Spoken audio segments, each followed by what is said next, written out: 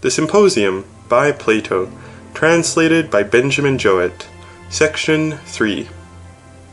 And now, taking my leave of you, I would rehearse a tale of love which I heard from Diotima of Mantinea, a woman wise in this and in many other kinds of knowledge, who in the days of old, when the Athenians offered sacrifice before the coming of the plague, delayed the disease 10 years.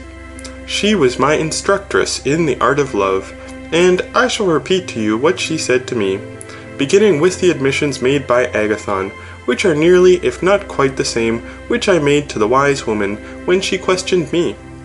I think that this will be the easiest way, and I shall take both parts myself, as well as I can.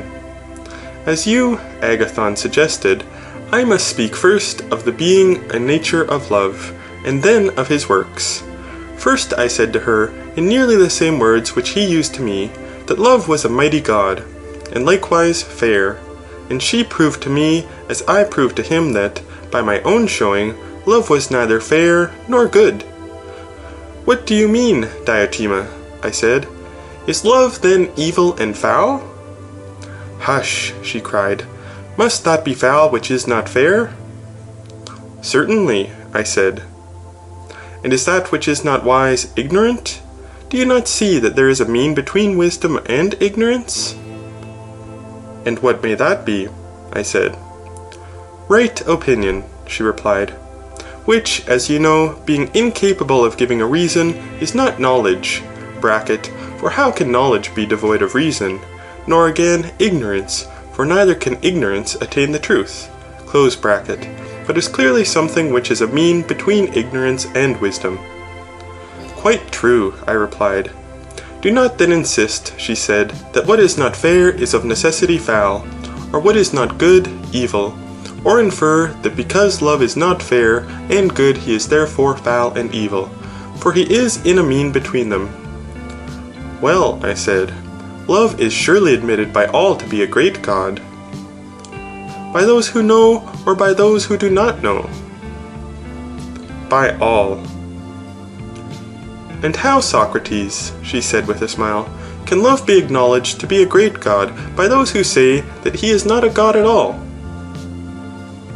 And who are they? I said. You and I are two of them, she replied. How can that be? I said. It is quite intelligible, she replied, for you yourself would acknowledge that the gods are happy and fair, of course you would. Would you dare to say that any god was not? Certainly not, I replied. And do you mean by the happy those who are the possessors of things good or fair? Yes. And you admitted that love, because he was in want, desires those good and fair things of which he is in want? Yes, I did. But how can he be a god who has no portion in what is either good or fair? Impossible. Then you see that you also deny the divinity of love. What then is love? I asked. Is he mortal? No. What then? As in the former instances, he is neither mortal nor immortal, but in a mean between the two. What is he, Diotima? He is a great spirit, demon, and, like all spirits, he is intermediate between the divine and mortal. And what, I said, is his power? He interprets, she replied, between gods and men, conveying and taking across to the gods the prayers and sacrifices of men, and to men the commands and replies of the gods. He is the mediator who spans the chasm which divides them, and therefore in him all is bound together, and through him the arts of the prophet and the priest, their sacrifices and mysteries and charms, and all prophecy and incantation find their way. For God mingles not with man, but through love all the intercourse and converse of God with man, whether awake or asleep, is carried on. The wisdom which understands this is spiritual. All other wisdom, such as that of arts and handicrafts, is mean and vulgar. Now these spirits or intermediate powers are many and diverse, and one of them is love. And who, I said, was his father, and who his mother? The tale, she said, will take time. Nevertheless, I will tell you. On the birthday of Aphrodite, there was a feast of the gods, at which the god Poros, or Plenty, who is the son of Metis, or Discretion, was one of the guests. When the feast was over, Penia, or Poverty, as the manner is on such occasions, came about the door to beg. Now Plenty, who was the worse for nectar, (there was no wine in those days), went into the garden of Zeus, and fell into a heavy sleep. And Poverty, considering her own straitened circumstances, plotted to have a child by him. And accordingly she lay down at his side, and conceived Love, who partly because he is naturally a lover of the beautiful, and because Aphrodite is herself beautiful, and also because he was born on her birthday, is her follower and attendant. And as his parentage is, so also are his fortunes. In the first place he is always poor, and anything but tender and fair, as the many imagine him, and he is rough and squalid, and has no shoes, nor a house to dwell in. On the bare earth exposed he lies under the open heaven, in the streets, or at the doors of houses, taking his rest, and like his mother he is always in distress. Like his father too, whom he also partly resembles, he is always plotting against the fair and good. He is bold, enterprising, strong, a mighty hunter, always weaving some intrigue or other, keen in the pursuit of wisdom, fertile in resources, a philosopher at all times, terrible as an enchanter, sorcerer, sophist. He is by nature neither mortal nor immortal, but alive and flourishing at one moment when he is in plenty, and dead at another moment, and again alive by reason of his father's nature. But that which is always flowing in is always flowing out, so he is never in want and never in wealth, and, further, he is a mean between ignorance and knowledge.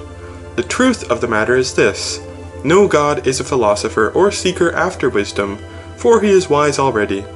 Nor does any man who is wise seek after wisdom. Neither do the ignorant seek after wisdom.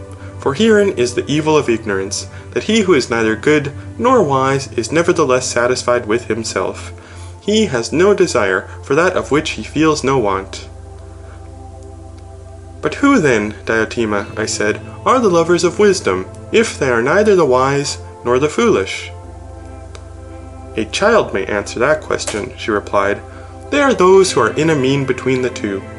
Love is one of them, for wisdom is a most beautiful thing, and love is of the beautiful, and therefore love is also a philosopher, or lover of wisdom, and being a lover of wisdom is in a mean between the wise and the ignorant. And of this too his birth is the cause, for his father is wealthy and wise, and his mother poor and foolish. Such, my dear Socrates, is the nature of the spirit of love. The error in your conception of him was very natural, and as I imagine from what you say, has arisen out of a confusion of love and the beloved, which made you think that love was all beautiful. For the beloved is the truly beautiful, and delicate, and perfect, and blessed. But the principle of love is of another nature, and is such as I have described. I said, O thou stranger woman, thou sayest well, but assuming love to be such as you say, what is the use of him to men? That, Socrates, she replied, I will attempt to unfold. Of his nature and birth I have already spoken, and you acknowledge that love is of the beautiful. But someone will say, of the beautiful in what, Socrates and Diotima? Or rather, let me put the question more clearly and ask, when a man loves the beautiful, what does he desire? I answered her, that the beautiful may be his. Still, she said, the answer suggests a further question. What is given by the possession of beauty? To what you have asked, I replied, I have no answer ready. Then, she said, let me put the word good in the place of the beautiful, and repeat the question once more. If he who loves, loves the good, what is it then that he loves? The possession of the good, I said. And what does he gain who possesses the good? Happiness, I replied. There is less difficulty in answering that question. Yes, she said. The happy are made happy by the acquisition of good things. Nor is there any need to ask why a man desires happiness. The answer is already final. You are right, I said. And is this wish and this desire common to all? And do all men always desire their own good, or only some men? What say you? All men, I replied. The desire is common to all.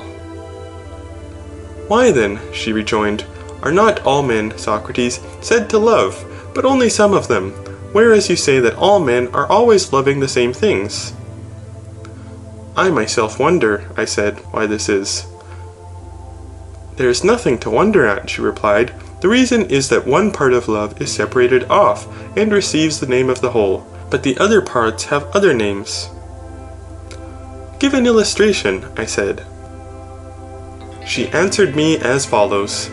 There is poetry, which, as you know, is complex and manifold. All creation or passage of non-being into being is poetry, or making, and the processes of all art are creative, and the masters of arts are all poets or makers. Very true. Still, she said, you know that they are not called poets, but have other names.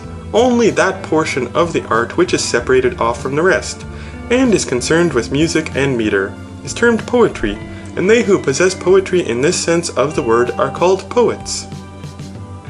Very true, I said.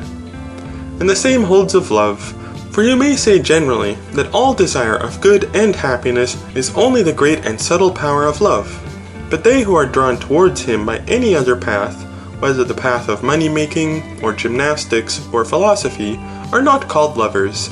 The name of the whole is appropriated to those whose affection takes one form only. They alone are said to love, or to be lovers. I dare say, I replied, that you are right.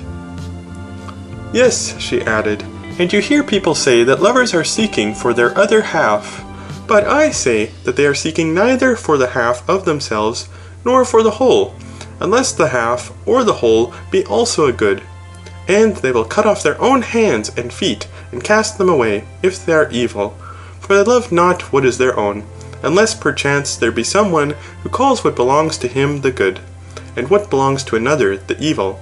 For there is nothing which men love but the good. Is there anything?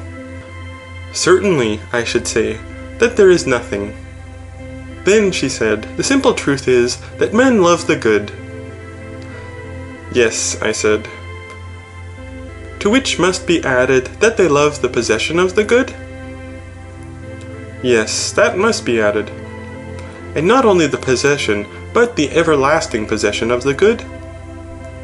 That must be added too. Then love, she said, may be described generally as the love of the everlasting possession of the good? That is most true. Then, if this be the nature of love, can you tell me further, she said, what is the manner of the pursuit? What are they doing who show all this eagerness and heat which is called love? And what is the object which they have in view? Answer me. Nay, Diotima, I replied, if I had known, I should not have wondered at your wisdom, neither should I have come to learn from you about this very matter. Well, she said, I will teach you. The object which they have in view is birth in beauty, whether of body or soul. I do not understand you, I said. The oracle requires an explanation. I will make my meaning clear, she replied. I mean to say that all men are bringing to the birth in their bodies and in their souls. There is a certain age at which human nature is desirous of procreation. Procreation which must be in beauty and not in deformity. And this procreation is the union of man and woman, and is a divine thing. For conception and generation are an immortal principle in the mortal creature, and in the inharmonious they can never be. But the deformed is always inharmonious with the divine, and the beautiful harmonious. Beauty then is the destiny or goddess of parturition, who presides at birth, and therefore when approaching beauty, the conceiving power is propitious, and diffusive, and benign, and begets and bears fruit. At the sight of ugliness she frowns, and contracts, and has a sense of pain, and turns away, and shrivels up, and, not without a pang, refrains from conception. And this is the reason why, when the hour of conception arrives, and the teeming nature is full, there is such a flutter and ecstasy about beauty whose approach is the alleviation of the pain of travail. For love, Socrates, is not, as you imagine, the love of the beautiful only. What then? The love of generation and of birth in beauty. Yes, I said. Yes, indeed, she replied. But why of generation? Because to the mortal creature, generation is a sort of eternity and immortality, she replied. And if, as has been already admitted, love is of the everlasting possession of the good, all men will necessarily desire immortality together with good. Wherefore, love is of immortality. All this she taught me at various times when she spoke of love, and I remember her once saying to me, "What is the cause, Socrates, of love, and the attendant desire? See you not how all animals, birds, as well as beasts, in their desire of procreation, are in agony when they take the infection of love, which begins with the desire of union, whereto is added the care of offspring, on whose behalf the weakest are ready to battle against the strongest, even to the utmost, and to die for them, and will let themselves be tormented with hunger, or suffer anything in order to maintain their young. Man may be supposed to act thus from reason, but why should animals have these passionate feelings? Can you tell me why?"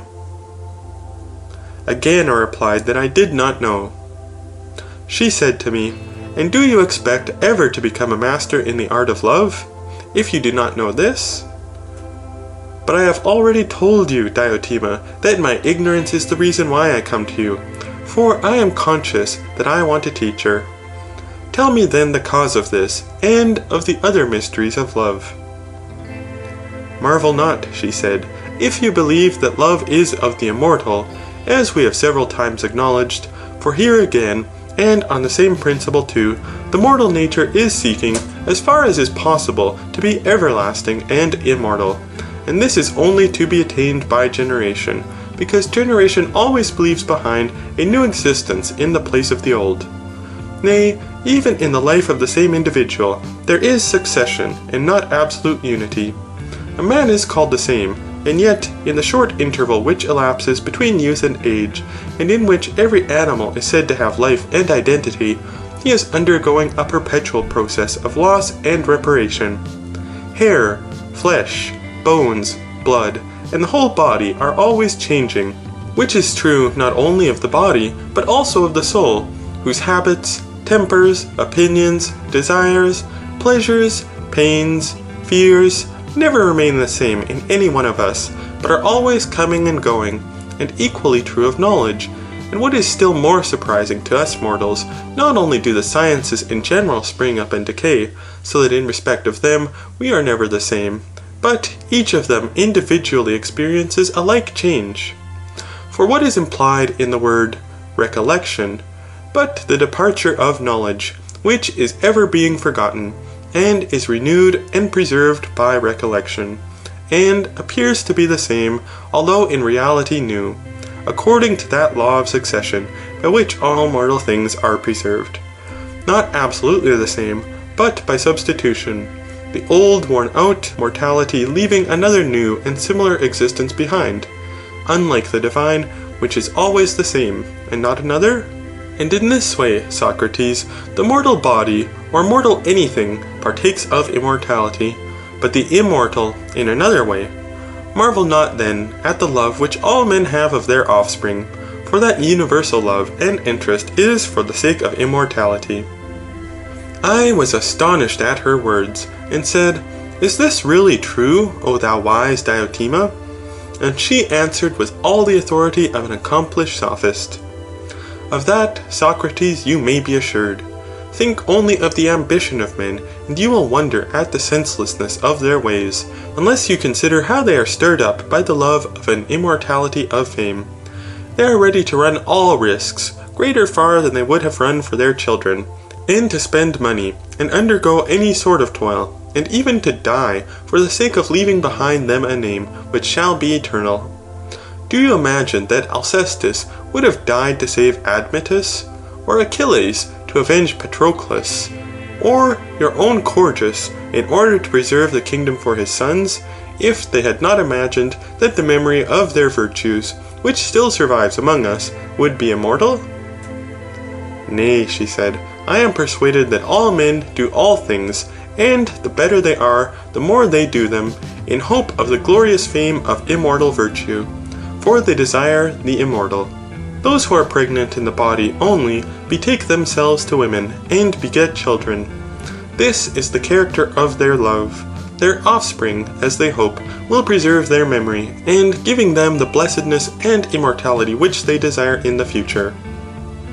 But souls which are pregnant, for there certainly are men who are more creative in their souls than in their bodies, conceive that which is proper for the soul to conceive or contain. And what are these conceptions? Wisdom and virtue in general.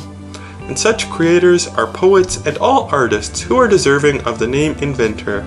But the greatest and fairest sort of wisdom by far is that which is concerned with the ordering of states and families, and which is called temperance and justice. And he who in youth has the seed of these implanted in him, and is himself inspired, when he comes to maturity, desires to beget and generate. He wanders about seeking beauty that he may beget offspring, for in deformity he will beget nothing, and naturally embraces the beautiful rather than the deformed body. Above all, when he finds a fair and noble and well-nurtured soul, he embraces the two in one, and to such an one he is full of speech about virtue and the nature and pursuits of a good man, and he tries to educate him, and at the touch of the beautiful, which is ever present to his memory, even when absent, he brings forth that which he had conceived long before, and in company with him tends that which he brings forth, and they are married by a far nearer tie and have a closer friendship than those who beget mortal children. For the children who are their common offspring are fairer and more immortal. Who, when he thinks of Homer and Hesiod and other great poets, would not rather have their children than ordinary human ones? Who would not emulate them in the creation of children such as theirs, which have preserved their memory and given them everlasting glory? Or who would not have such children as Lycurgus left behind him to be the saviours not over of Lacedaemon, but of Hellas, as one may say? There is Solon, too, who is the revered father of Athenian laws, and many others there are in many other places, both among Hellenes and barbarians, who have given to the world many noble works, and have been the parents of virtue of every kind. And many temples have been raised in their honour, for the sake of children such as theirs, which were never raised in honour of anyone, for the sake of his mortal children. These are the lesser mysteries of love, into which even you, Socrates, may enter, to the greater and more hidden ones, which are the crown of these, and to which, if you pursue them in a right spirit, they will lead. I know not whether you will be able to attain, but I will do my utmost to inform you, and do you follow if you can. For he who would proceed aright in this matter should begin in youth to visit beautiful forms, and first, if he be guided by his instructor aright, to love one such form only. Out of that he should create fair thoughts, and soon he will of himself perceive that the beauty of one form is akin to the beauty of another, and then if beauty of the form in general is his pursuit, how foolish would he be not to recognize that the beauty in every form is and the same. And when he perceives this, he will abate his violent love of the one, which he will despise, and deem a small thing, and will become a lover of all beautiful forms. In the next stage he will consider that the beauty of the mind is more honourable than the beauty of the outward form, so that if a virtuous soul have but a little comeliness, he will be content to love and tend him, and will search out and bring to the birth thoughts which may improve the young, until he is compelled to contemplate and see the beauty of institutions and laws, and to understand that the beauty of them all is of one family, and that personal beauty is a trifle. And after laws and institutions, he will go on to the sciences, that he may see their beauty, being not like a servant in love with the beauty of one youth, or man, or institution, himself a slave, mean and narrow-minded. But, drawing towards and contemplating the vast sea of beauty, he will create many fair and noble thoughts and notions in boundless love of wisdom, until on that shore he grows and waxes strong, and at last the vision is revealed to him of a single science, which is the science of beauty everywhere. To this I will proceed. Please to give me your very best attention. He who has been instructed thus far in the things of love, and who has learned to see the beautiful in due order and succession, when he comes toward the end, will suddenly perceive a nature of wondrous beauty. Bracket. And this, Socrates, is the final cause of all our former toils. Close bracket. A nature which in the first place is everlasting, not growing and decaying, or waxing and waning. Secondly, not fair in one point of view, and foul in another, or at one time, or in one relation, or at one place fair, at another time, or in another relation, or at another place foul, as if fair to some, and foul to others, or in the likeness of a face or hands, or any other part of the bodily frame, or in any form of speech or knowledge, or existing in any other being, as for example in an animal, or in heaven, or in earth, or in any other place, but beauty absolute, separate, simple and everlasting, which without diminution and without increase, or any change, is imparted to the ever-growing and perishing beauties of all other things. He who from these ascending under the influence of true love begins to perceive that beauty is not far from the end, and the true order of going, or being led by another, to the things of love, is to begin from the beauties of earth and mount upwards for the sake of that other beauty, using these as steps only, and from one going on to two, and from two to all fair forms, and from fair forms to fair practices, and from fair practices to fair notions, until from fair notions he arrives at the notion of absolute beauty, and at last knows what the essence of beauty is. This, my dear Socrates, said the stranger of Mantinea, is that life above all others which man should live, in the contemplation of beauty absolute, a beauty which, if you once beheld, you would see not to be after the measure of gold, and garments, and fair boys and youths, whose presence now entrances you, and many a one would be content to live seeing them only, and conversing with them, without meat or drink, if that were possible. You only want to look at them, and to be with them. But what if man had eyes to see the true beauty, and divine beauty? I mean, pure and clear and unalloyed, not clogged with the pollutions of mortality and all the colours and vanities of human life. Thither looking, and holding converse with the true beauty simple and divine. Remember how in that communion only, beholding beauty with the eye of the mind, he will be enabled to bring forth, not images of beauty, but realities. Bracket, for he has hold not of an image, but of a reality. Close bracket. And bringing forth and nourishing true virtue to become the friend of God and be immortal, if mortal man may. Would that be an ignoble life? Such, Phaedrus, and I speak not only to you, but to all of you, were the words of Diotima, and I am persuaded of their truth, and being persuaded of them, I try to persuade others, that in the attainment of this end, human nature will not easily find a helper better than love. And therefore, also, I say that every man ought to honour him as I myself honour him, and walk in his ways, and exhort others to do the same, and praise the power and spirit of love according to the measure of my ability now and ever. The words which I have spoken, you, Phaedrus, may call an encomium of love, or anything else which you please. When Socrates had done speaking, the company applauded, and Aristophanes was beginning to say something in answer to the allusion which Socrates had made to his own speech, when suddenly there was a great knocking at the door of the house, as of revellers, and the sound of a flute girl was heard. Agathon told the attendants to go and see who were the intruders. "If they are friends of ours," he said, "invite them in, but if not, say that the drinking is over." A little while afterwards they heard the voice of Alcibiades resounding in the court. He was in a great state of intoxication, and kept roaring and shouting, "Where is Agathon? Lead me to Agathon." And at length, supported by the flute girl and some of his attendants, he found his way to them.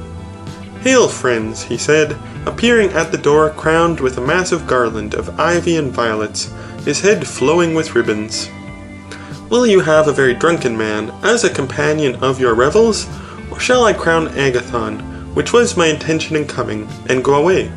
For I was unable to come yesterday, and therefore I am here today, carrying on my head these ribbons, that, taking them from my own head, I may crown the head of this fairest and wisest of men, as I may be allowed to call him. Will you laugh at me because I am drunk? Yet I know very well that I am speaking the truth, although you may laugh. But first tell me, if I come in, shall we have the understanding of which I spoke? Will you drink with me or not?" The company were vociferous in begging that he would take his place among them, and Agathon specially invited him. Thereupon he was led in by the people who were with him, and as he was being led, intending to crown Agathon, he took the ribbons from his own head and held them in front of his eyes.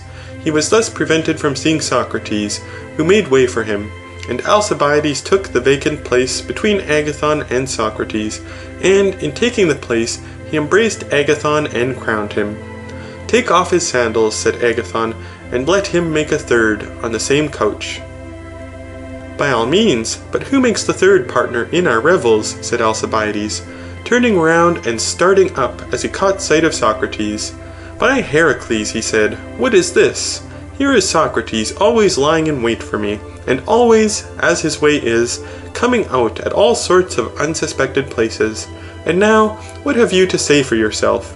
And why are you lying here, where I perceive that you have contrived to find a place, not by a joker or a lover of jokes, like Aristophanes, but by the fairest of the company?" Socrates turned to Agathon and said, "I must ask you to protect me, Agathon, for the passion of this man has grown quite a serious matter to me. Since I became his admirer, I have never been allowed to speak to any other fair one, or so much as to look at them. If I do, he goes wild with envy and jealousy, and not only abuses me, but can hardly keep his hands off me, and at this moment he may do me some harm. Please to see to this, and either reconcile me to him, or, if he attempts violence, protect me, as I am in bodily fear of his mad and passionate attempts." "There can never be reconciliation between you and me," said Alcibiades, "but for the present I will defer your chastisement, and I must beg you, Agathon, to give me back some of the ribbons, that I may crown the marvellous head of this universal despot. I would not have him complain of me for crowning you, and neglecting him, who in conversation is the conqueror of all mankind, and this not only once, as you were the day before yesterday, but always." Whereupon, taking some of the ribbons, he crowned Socrates and again reclined. Then he said, "You seem, my friends, to be sober, which is a thing not to be endured. You must drink, for that was the agreement under which I was admitted, and I elect myself master of the feast until you are well drunk. Let us have a large goblet, Agathon, or rather," he said, addressing the attendant, "bring me that wine cooler." The wine cooler, which had caught his eye, was a vessel holding more than 2 quarts. This he filled and emptied, and bade the attendant fill it again for Socrates. "Observe, my friends," said Alcibiades, "that this ingenious trick of mine will have no effect on Socrates, for he can drink any quantity of wine, and not be at all near being drunk." Socrates drank the cup, which the attendant filled for him. Eryximachus said, "What is this, Alcibiades? Are we to have neither conversation nor singing over our cups, but simply to drink as if we were thirsty? Alcibiades replied, Hail, worthy son of a most wise and worthy sire. The same to you, said Eryximachus, but what shall we do? That I leave to you, said Alcibiades. Quote, the wise physician skilled our wounds to heal, close quote, shall prescribe, and we will obey. What do you want? Well, said Eryximachus, before you appeared we had passed a resolution that each one of us in turn should make a speech in praise of love, and as good a one as he could. The turn was passed round from left to right, and as all of us have spoken, and you have not spoken, but have well drunken, you ought to speak, and then impose upon Socrates any task which you please, and he on his right-hand neighbour, and so on. That is good, Eryximachus, said Alcibiades, and yet the comparison of a drunken man's speech with those of sober men is hardly fair. And I should like to know, sweet friend, whether you really believe what Socrates was just now saying, for I can assure you that the very reverse is the fact, and that if I praise anyone but himself in his presence, whether God or man, he will hardly keep his hands off me. For shame, said Socrates. Hold your tongue, said Alcibiades, for by Poseidon there is no one else whom I will praise when you are of the company. Well then, said Eryximachus, if you like, praise Socrates. What do you think, Eryximachus, said Alcibiades, shall I attack him and inflict the punishment before you all? What are you about, said Socrates, are you going to raise a laugh at my expense? Is that the meaning of your praise? I am going to speak the truth, if you will permit me. I not only permit, but exhort you to speak the truth. Then I will begin at once, said Alcibiades, and if I say anything which is not true, you may interrupt me if you will, and say, that is a lie, though my intention is to speak the truth. But you must not wonder if I speak anyhow as things come into my mind, for the fluent and orderly enumeration of all your singularities is not a task which is easy to a man in my condition. And now, my boys, I shall praise Socrates in a figure which will appear to him to be a caricature, and yet I speak, not to make fun of him, but only for the truth's sake. I say that he is exactly like the busts of Silenus, which are set up in the statuary shops, holding pipes and flutes in their mouths, and they are made to open in the middle, and have images of gods inside them. I say also that he is like Marsyas, the satyr. You yourself will not deny, Socrates, that your face is like that of a satyr. Aye, and there is a resemblance in other points too. For example, you are a bully, as I can prove by witnesses, if you will not confess. And are you not a flute player? That you are, and a performer far more wonderful than Marsyas. He indeed with instruments used to charm the souls of men by the power of his breath, and the players of his music do so still, for the melodies of Olympus are derived from Marsyas, who taught them, and these, whether they are played by a great master or by a miserable flute girl, have a power which no others have. They alone possess the soul, and reveal the wants of those who have need of gods and mysteries, because they are divine. But you produce the same effect with your words only, and do not require the flute. That is the difference between you and him. When we hear any other speaker, even a very good one, he produces absolutely no effect upon us, or not so much, whereas the mere fragments of you and your words, even at second hand, and however imperfectly repeated, amaze and possess the souls of every man, woman, and child who comes within hearing of them. And if I were not afraid that you would think me hopelessly drunk, I would have sworn as well as spoken to the influence which they have always had and still have over me. For my heart leaps within me more than that of any Corybantian reveller, and my eyes rain tears when I hear them. And I observe that many others are affected in the same manner. I have heard Pericles and other great orators, and I thought that they spoke well, but I never had any similar feeling. My soul was not stirred by them, nor was I angry at the thought of my own slavish state, But this Marsyas has often brought me to such a pass, that I have felt as if I could hardly endure the life which I am leading. This, Socrates, you will admit. And I am conscious that if I did not shut my ears against him, and fly as from the voice of the siren, my fate would be like that of others. He would transfix me, and I should grow old, sitting at his feet. For he makes me confess that I ought not to live as I do, neglecting the wants of my own soul, and busying myself with the concerns of the Athenians. Therefore I hold my ears, and tear myself away from him. And he is the only person who ever made me ashamed, which you might think not to be in my nature, and there is no one else who does the same. For I know that I cannot answer him, or say that I ought not to do as he bids. But when I leave his presence, the love of popularity gets the better of me, and therefore I run away and fly from him, and when I see him I am ashamed of what I have confessed to him.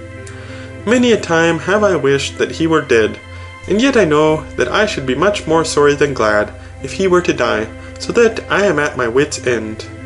And this is what I and many others have suffered from the flute playing of this satyr. Yet hear me once more while I show you how exact the image is, and how marvellous his power. For let me tell you, none of you know him, but I will reveal him to you. Having begun, I must go on. See you how fond he is of the fair? He is always with them, and is always being smitten by them, and then again he knows nothing, and is ignorant of all things. Such is the appearance which he puts on. Is he not like a Silenus in this? To be sure he is. His outer mask is the carved head of the Silenus.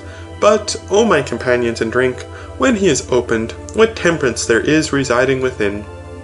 Know you that beauty and wealth and honour, at which the many wonder, are of no account with him, and are utterly despised by him. He regards not at all the persons who are gifted with them. Mankind are nothing to him. All his life is spent in mocking and flouting at them. But when I opened him, and looked within at his serious purpose, I saw in him divine and golden images of such fascinating beauty that I was ready to do in a moment whatever Socrates commanded. They may have escaped the observation of others, but I saw them. Now I fancied that he was seriously enamoured of my beauty, and I thought that I should therefore have a grand opportunity of hearing him tell me what he knew, for I had a wonderful opinion of the attractions of my youth. In the prosecution of this design, when I next went to him, I sent away the attendant who usually accompanied me. I will confess the whole truth, and beg you to listen, and if I speak falsely, do you, Socrates, expose the falsehood. Well, he and I were alone together, and I thought that, when there was nobody with us, I should hear him speak the language which lovers use to their loves when they are by themselves, and I was delighted. Nothing of the sort. He conversed as usual, and spent the day with me, and then went away. Afterwards I challenged him to the palaestra, and he wrestled and closed with me several times when there was no one present. I fancied that I might succeed in this manner. Not a bit. I made no way with him. Lastly, as I had failed hitherto, I thought that I must take stronger measures and attack him boldly, and, as I had begun, not give him up, but see how matters stood between him and me. So I invited him to sup with me, just as if he were a fair youth, and I a designing lover. He was not easily persuaded to come. He did, however, after a while accept the invitation, and when he came the first time, he wanted to go away at once as soon as supper was over, and I had not the face to detain him. The second time, still in pursuance of my design, after we had supped, I went on conversing far into the night, and when he wanted to go away, I pretended that the hour was late, and that he had much better remain.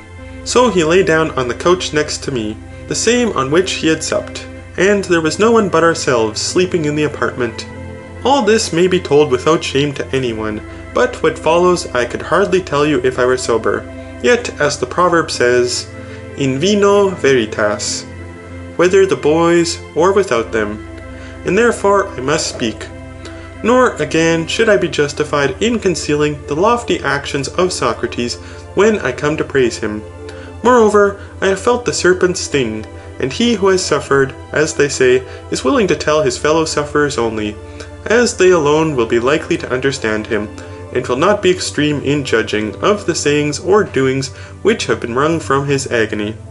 For I have been bitten by a more than viper's tooth. I have known in my soul, or in my heart, or in some other part, that worst of pains, more violent in ingenuous youth than any serpent's tooth, the pang of philosophy, which will make a man say or do anything. And you whom I see around me, Phaedrus and Agathon, and Eryximachus and Pausanias, and Aristodemus and Aristophanes, all of you, and I need not say Socrates himself, have had experience of the same madness and passion in your longing after wisdom. Therefore listen, and excuse my doings then, and my sayings now, but let the attendants and other profane and unmannered persons close up the doors of their ears. When the lamp was put out, and the servants had gone away, I thought that I must be plain with him, and have no more ambiguity. So I gave him a shake, and I said, Socrates, are you asleep? No, he said. Do you know what I am meditating? What are you meditating? He said. I think, I replied, that of all the lovers whom I have ever had, you are the only one who is worthy of me, and you appear to be too modest to speak. Now I feel that I should be a fool to refuse you this or any other favour, and therefore I come to lay at your feet all that I have, and all that my friends have, in the hopes that you will assist me in the way of virtue, which I desire above all things, and in which I believe that you can help me better than anyone else. And I should certainly have more reason to be ashamed of what wise men would say if I were to refuse a favour to such as you, than of what the world, who are mostly fools, would say of me if I granted it. To these words he replied in the ironical manner which is so characteristic of him. Alcibiades, my friend, you have indeed an elevated aim, if what you say is true. And if there really is in me any power by which you may become better, truly you must see in me some rare beauty of a kind infinitely higher than any which I see in you. And therefore, if you mean to share with me, and to exchange beauty for beauty, you will have greatly the advantage of me. You will gain true beauty in return for appearances, like Diomed, gold in exchange for brass. But look again, sweet friend, and see whether you are not deceived in me. The mind begins to grow critical when the bodily eye fails, and it will be a long time before you get old. Hearing this, I said, I have told you my purpose, which is quite serious, and do you consider what you think best for you and me.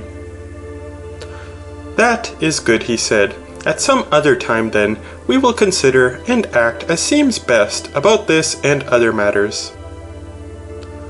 Whereupon I fancied that he was smitten, and that the words which I had uttered like arrows had wounded him, and so without waiting to hear more, I got up, and throwing my coat about him, crept under his threadbare cloak, as the time of year was winter, and there I lay during the whole night, having this wonderful monster in my arms. This again, Socrates, will not be denied by you. And yet, notwithstanding all, he was so superior to my solicitations, so contemptuous and derisive and disdainful of my beauty, which really, as I fancied, had some attractions. Hear, O judges, for judges you shall be of the haughty virtue of Socrates. Nothing more happened, but in the morning when I woke, let all the gods and goddesses be my witnesses, I arose as from the couch of a father or an elder brother. What do you suppose must have been my feeling after this rejection, at the thought of my own dishonour? And yet I could not help wondering at his natural temperance and self-restraint and manliness. I never imagined that I could have met with a man such as he is in wisdom and endurance, and therefore I could not be angry with him or renounce his company, any more than I could hope to win him. For I well knew that if Ajax could not be wounded by steel, much less he by money, and my only chance of captivating him by my personal attractions had failed. So I was at my wit's end. No one was ever more hopelessly enslaved by another. All this happened before he and I went on the expedition to Potidæa. There we messed together, and I had the opportunity of observing his extraordinary power of sustaining fatigue, His endurance was simply marvellous when, being cut off from our supplies, we were compelled to go without food, on such occasions, which often happen in time of war. He was superior not only to me, but to everybody. There was no one to be compared to him, yet at a festival he was the only person who had any real powers of enjoyment. Though not willing to drink, he could, if compelled, beat us all at that. Wonderful to relate. No human being had ever seen Socrates drunk, and his powers, if I am not mistaken, will be tested before long. His fortitude in enduring the cold was also surprising. There was a severe frost, for the winter in that region is really tremendous, and everybody else either remained indoors, or if they went out had on an amazing quantity of clothes, and were well shod, and had their feet swathed in felt and fleeces. In the midst of this, Socrates, with his bare feet on the ice, and in his ordinary dress, marched better than the other soldiers who had shoes, and they looked daggers at him, because he seemed to despise them. I have told you one tale, and now I must tell you another, which is worth hearing, of the doings and sufferings of the enduring man. While he was on the expedition, one morning he was thinking about something which he could not resolve. He would not give it up, but continued thinking from early dawn until noon. There he stood fixed in thought, and at noon attention was drawn to him, and the rumour ran through the wandering crowd that Socrates had been standing and thinking about something ever since the break of day. At last, in the evening after supper, some Ionians, out of curiosity, I should explain that this was not in the winter but in the summer, brought out their mats and slept in the open air, that they might watch him and see whether he would stand all night.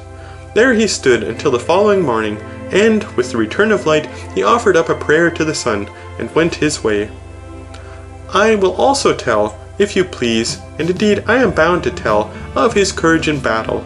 For who but he saved my life? Now this was the engagement in which I received the prize of valour, for I was wounded, and he would not leave me, but he rescued me and my arms, and he ought to have received the prize of valour, which the generals wanted to confer on me, partly on account of my rank, and I told them so. This, again, Socrates will not impeach or deny. But he was more eager than the generals, that I and not he should have the prize. There was another occasion on which his behaviour was very remarkable, in the flight of the army after the battle of Delium, where he served among the heavy armed. I had a better opportunity of seeing him than at Potidæa, for I was myself on horseback, and therefore comparatively out of danger. He and Laches were retreating, for the troops were in flight, and I met them, and told them not to be discouraged, and promised to remain with them. And there you might see him, Aristophanes, as you described, just as he is in the streets of Athens, stalking like a pelican, and rolling his eyes, calmly contemplating enemies as well as friends, and making very intelligible to anybody, even from a distance, that whoever attacked him would be likely to meet with a stout resistance. And in this way he and his companion escaped, for this is the sort of man who is never touched in war. Those only are pursued who are running away headlong. I particularly observed how superior he was to Laches in presence of mind. Many are the marvels which I might narrate in praise of Socrates. Most of his ways might perhaps be paralleled in another man, but his absolute unlikeness to any human being that is or ever has been is perfectly astonishing. You may imagine Brasidas and others to have been like Achilles, or you may imagine Nestor and Antenor to have been like Pericles, and the same may be said of other famous men, but of this strange being you will never be able to find any likeness, however remote, either among men who now are, or who ever have been, other than that which I have already suggested of Silenus and the satyrs, and they represent in a figure not only himself, but his words. For although I forgot to mention this to you before, his words are like the images of Silenus, which open. They are ridiculous when you first hear them. He clothes them in language that is like the skin of the wanton satyr, for his talk is of pack-asses, and smiths, and cobblers, and couriers, and he is always repeating the same things in the same words, so that any ignorant or inexperienced person might feel disposed to laugh at him. But he who opens the bust and sees what is within will find that they are the only words which have a meaning in them, and also the most divine. abounding in fair images of virtue, and of the widest comprehension, or rather extending to the whole duty of a good and honourable man. This, my friends, is my praise of Socrates. I have added my blame of him for all his ill treatment of me, and he has ill-treated not only me, but Charmides, the son of Glaucon, and Euthydemus, the son of Diocles, and many others in the same way. Beginning as their lover, he has ended by making them pay their addresses to him. Wherefore I say to you, Agathon, be not deceived by him. Learn from me and take warning, and do not be a fool and learn by experience, as the proverb says. When Alcibiades had finished, there was a laugh at his outspokenness, for he seemed to be still in love with Socrates. You are sober, Alcibiades, said Socrates, or you would never have gone so far about to hide the purpose of your satyr's praises. For all this long story is only an ingenious circumlocution, of which the point comes in by the way at the end. You want to get up a quarrel between me and Agathon, and your notion is that I ought to love you and nobody else, and that you, and you only, ought to love Agathon. But the plot of this satiric, or Cyllenic drama has been detected, and you must not allow him, Agathon, to set us at variance. I believe you are right, said Agathon, and I am disposed to think that his intention in placing himself between you and me was only to divide us, but he shall gain nothing by that move, for I will go and lie on the couch next to you. Yes, yes, replied Socrates, by all means come here and lie on the couch below me. Alas, said Alcibiades, how I am fooled by this man. He is determined to get the better of me at every turn. I do beseech you, allow Agathon to lie between us. Certainly not, said Socrates. As you praised me, and I in turn ought to praise my neighbour on the right, he will be out of order in praising me again, when he ought rather to be praised by me, and I must entreat you to consent to this, and not be jealous, for I have a great desire to praise the youth. Hurrah! cried Agathon, I will rise instantly, that I may be praised by Socrates. The usual way, said Alcibiades, where Socrates is, no one else has any chance with the fair. And now how readily has he invented a specious reason for attracting Agathon to himself. Agathon rose in order that he might take his place on the couch by Socrates, when suddenly a band of revellers entered and spoiled the order of the banquet. Someone who was going out having left the door open, they had found their way in, and made themselves at home. Great confusion ensued, and everyone was compelled to drink large quantities of wine. Aristodemus said that Eryximachus, Phaedrus, and others went away. He himself fell asleep, and, as the nights were long, took a good rest. He was awakened towards daybreak by a crowing of cocks, and when he awoke, the others were either asleep or had gone away. There remained only Socrates, Aristophanes, and Agathon, who were drinking out of a large goblet which they passed around, and Socrates was discoursing to them. Aristodemus was only half awake, and he did not hear the beginning of the discourse. The chief thing which he remembered was Socrates compelling the other two to acknowledge that the genius of comedy was the same with that of tragedy, and that the true artist in tragedy was an artist in comedy also. To this they were constrained to assent, being drowsy and not quite following the argument. And first of all Aristophanes dropped off, then, when the day was already dawning, Agathon. Socrates, having laid them to sleep, rose to depart, Aristodemus, as his manner was, following him. At the Lyceum he took a bath, and passed the day as usual. In the evening he retired to rest at his own home. End of the Symposium by Plato.